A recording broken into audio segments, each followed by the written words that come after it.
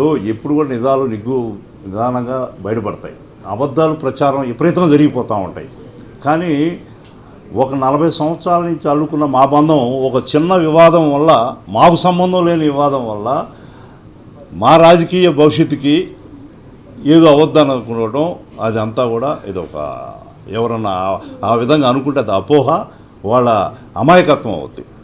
ఈరోజు నేను ఛాలెంజ్ చేస్తున్నాను, నా మీద కానీ ఒక్క శాతం ఉన్నా కూడా నిజం 50% కూడా బల్లే ఉన్నా కూడా నిరూపించగలిగితే నేను నా రాజ్యసభ స్థానానికి ఈరోజే రిజైన్ చేస్తాను.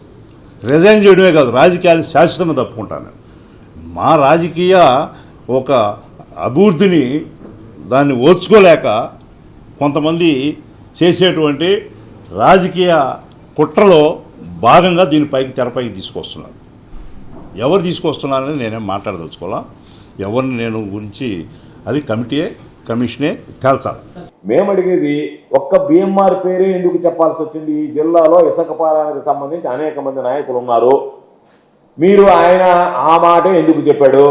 ఈరోజు బిఎంఆర్ గారు చెప్తున్నాడు, ఒక ప్రెస్ మీట్ పెట్టాడు. నిన్న రవిచంద్ర ఒక ప్రెస్ మీట్ పెట్టాడు. ఆయన రామచర్ల సత్యాన్ని మ్యారిటైమ్ బోర్డు చైర్మన్ తీసుకొచ్చి వాడు రకరకాలైనటువంటి మాటలు మాట్లాడారు. ఇవన్నీ అవసరంలే, ఛాలెంజ్లు అవసరంలే, తొండలు కొట్టాల్సినటువంటి అవసరంలే, రాజీనామాలు అవసరంలే, ఏం అవసరంలే. మీ మీద వచ్చినటువంటి నిందకి దాన్ని విచారణ ఎవరు చేస్తారంటే మీరు విచారణ చేసేదానికి లే. ఎందుకంటే ఈ పోలీసు విచారణ చేస్తే ఎట్టుందంటే, మొన్న జరిగినటువంటి వ్యభిచారం కేసులో అసలు సాయి లాడ్జిని ఎత్తేసినట్టు ఉంటుంది మీ వ్యవహారం. మీ అంతా నెల్లూరులో జరిగినటువంటి దానిలో మొత్తం 4 లాడ్జీల మీద రైడ్ చేస్తే 3 ఎఫ్ఐఆర్లు కట్టారు.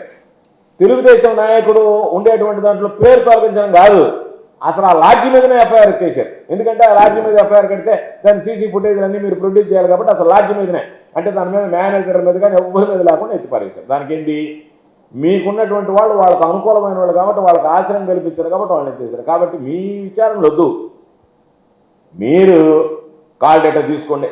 అతను చెప్పినటువంటి మాట ప్రకారం నిరూపించుకోవాల్సినటువంటి బాధ్యత బిఎంఆర్ది.